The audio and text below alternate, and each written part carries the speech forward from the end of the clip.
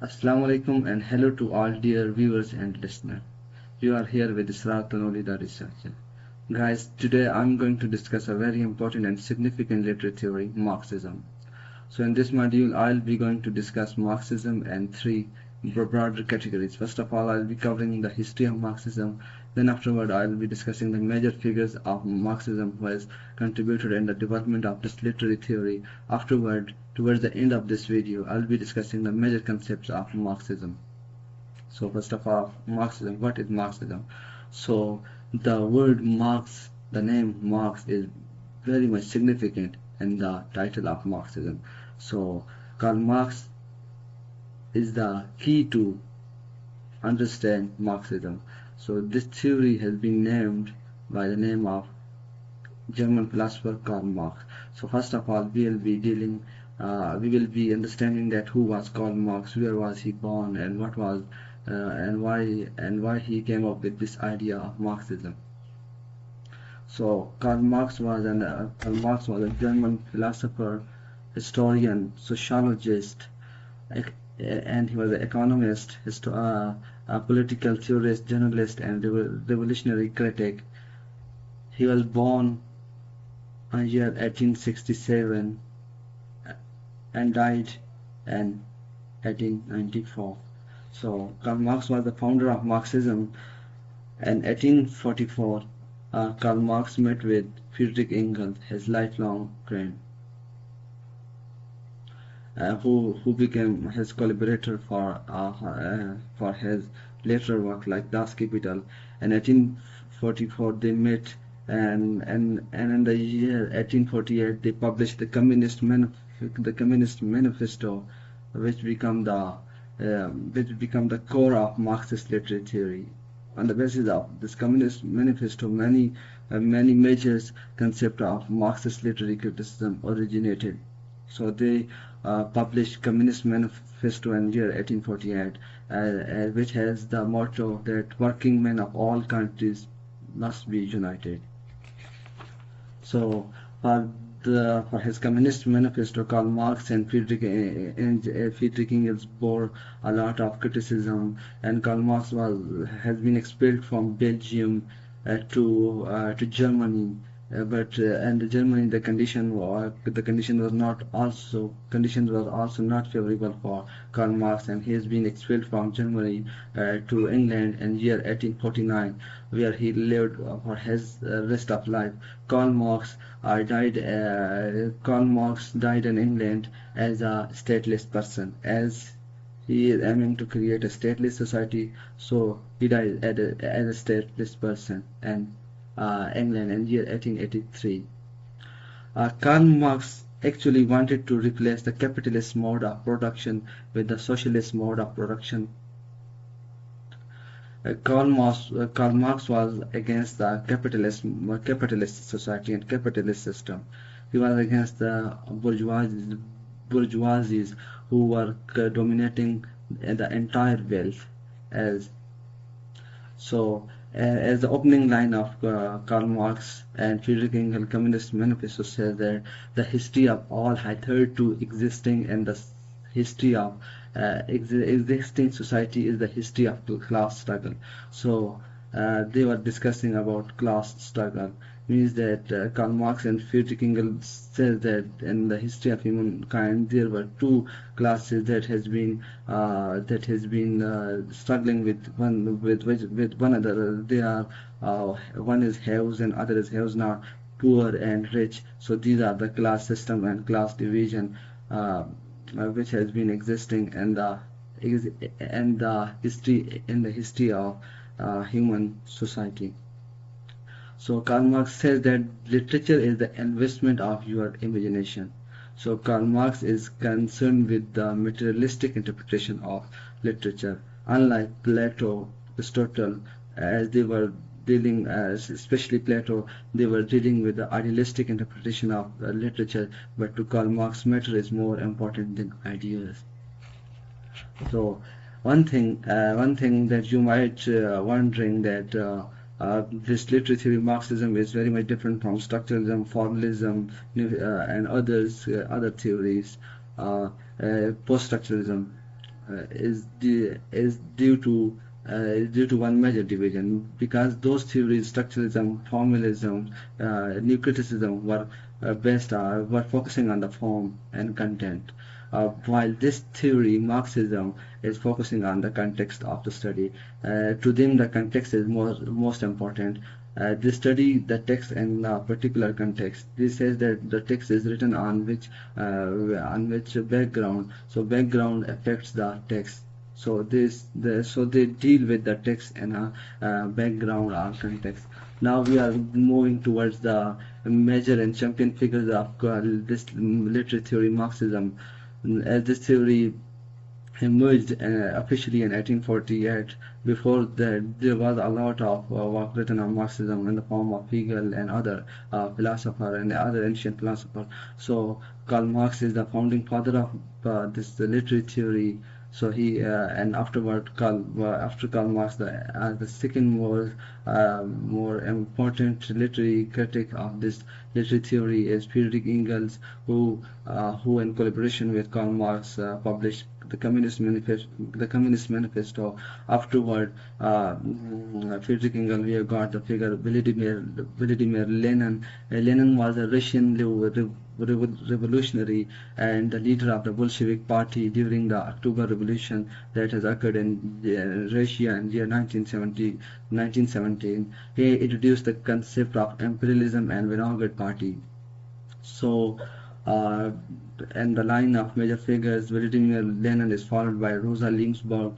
She was a Polish and German Marxist literary critic. She worked as a revolutionary socialist and her country, German.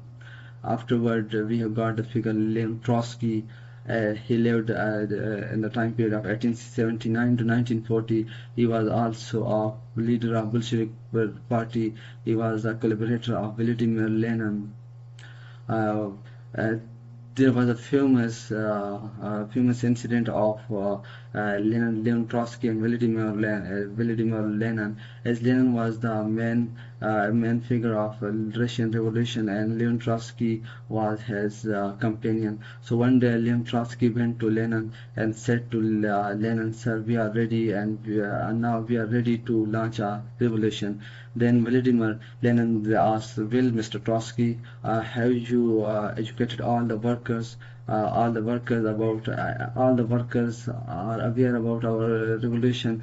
Leon Trotsky said, "No, sir, not all of them." Then Vladimir Lenin said to Mr. Trotsky that, "Well, Mr. Trotsky, you will go to your field and educate the workers. You will take 2 years or even more than 2 years and educate the workers. If the workers are educated, about what they are going and about their manifesto, then they will brought a revolution which will be successful and long lasting." So this famous incident refers to this important point that we did not need millions or billions of people to launch a revolution. For a revolution, we need a group of people who are organized and well mannered, and they will know about that what they were going to be applied. So afterward, Leon Trotsky got the Italian Marxist Antonio Gramsci, and he coined very important concept of Marxist literacy, the concept of cultural hegemony. Afterward, we study the Marxism in China and the form and Marxism in the China that has been brought by the Mao Zedong. He was a Chinese revolutionary and founding father of Chinese Republic of China. His idea of Maoism has been derived from Marxism. Afterward, we got the figure Louis Altussuer. He was a French Marxist, and Altussuer has brought many important concepts in Marxist literary criticism. That is a theory of interpellation that is being divided into two subparts: the ideological state apparatuses and repressive state apparatuses. We got Louis Altussuer is followed by Slavoj Žižek. He was living Marxist philosopher. He's a Slovenian philosopher and cultural and cultural Marxist. He combined Marxism with psychoanalysis. Hegelian. He works on the Hegelian philosophy. Uh, as far as the British Marxists are concerned, we have got Raymond Williams and Eggleton and Friedrich Jameson. They follow the British Marxist literary critic. So as far as India is concerned, we have got the Gandhiji. Gandhiji has also Marxist ideas. So now we are going to discuss the major concepts of Marxism. What are the some key concepts of Marxism? First of all, historical materialism. So what is historical materialism? There are two words in this concept: historical and materialism. So historical, it is a historical because Karl Marx has traced the evolution of human society from one stage to another.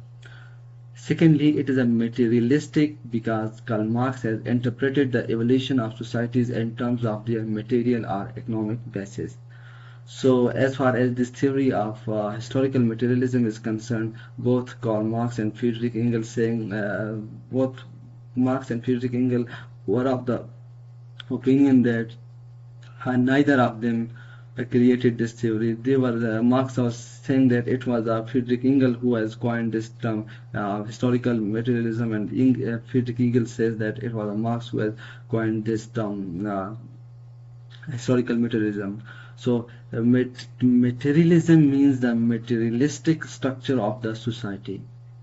Historical materialism is the materialistic interpretation of history of society. Karl Marx has enlisted the status of human society as first of all, the human society existed in the form of communism. Then from communism, it turned towards slavery, and then this stage of slavery turns into the feudalism. Feudalism turns into the capitalism, and capitalism converted into socialism, and now Karl Marx says that this socialism is converted into the communism. So the end result is communism, and an ultimate result is communism. So this theory of historical materialism contains two important terms in it.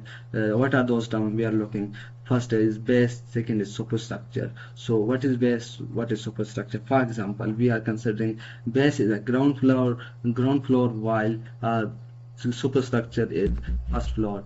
Base deal with the idea that how wealth is produced. It deals with the modes of production, while superstructure deal with that how wealth should be distributed. It deals with the modes of distribution, while base deals with the modes of production. So these both base and superstructure are controlled by the bourgeoisies. And the base, we have got the economics, means of production, raw material, factories, workers, and these all things comes under the guise of base, while in the superstructure we have got the social institutions, like the institution of family, institution of law, institution of marriage, and others. So superstructure legitimizes the base. After base and superstructure, we are going to discuss the class system that has been operated in the capitalist society. This class system has been created after the Industrial Revolution. There are two types of classes that has been existing in the capitalist society. These are bourgeoisies and proletariat class. So what are bourgeoisies? Bourgeoisies are haves. They possess wealth. They possess capital. So they consist of merchant class and upper class. They are consumers. They are oppressors, and they are rich. So second class is opposite to bourgeoisie class. They are haves not. They do not possess much of wealth. They consist of labor class or workers. They are lower class. They belong to the lower strata of the society. They are the manufacturers. They are the producers. They work in the factories. They are the oppressee. They are being oppressed by the bourgeoisies. So after discussing these two types of classes, there are two types of are societies that has been working in the contemporary world: capitalist societies and communist society. So first of all, we'll dealing with capitalist society. So capitalist society, we have got example of USA, UK, and many other European countries.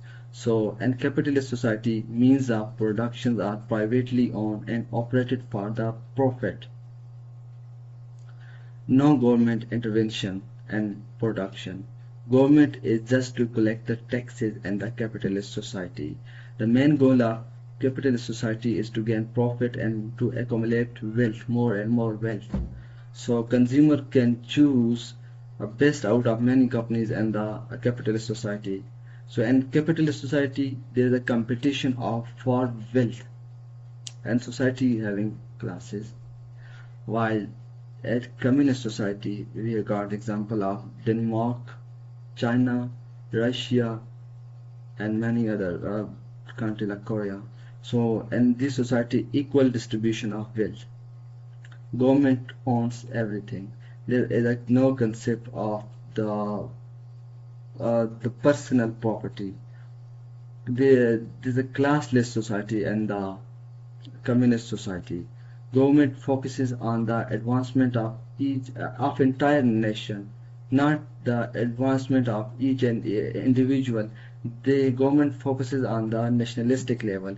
So factors of cooperation works in the communist society instead of factor of competition. So Plato's Republic and YouTube and Thomas More Utopia are the earliest example of the Marxist literary criticism. There are important concepts, that is dialectical materialism, class struggle, cultural hegemony, alienation,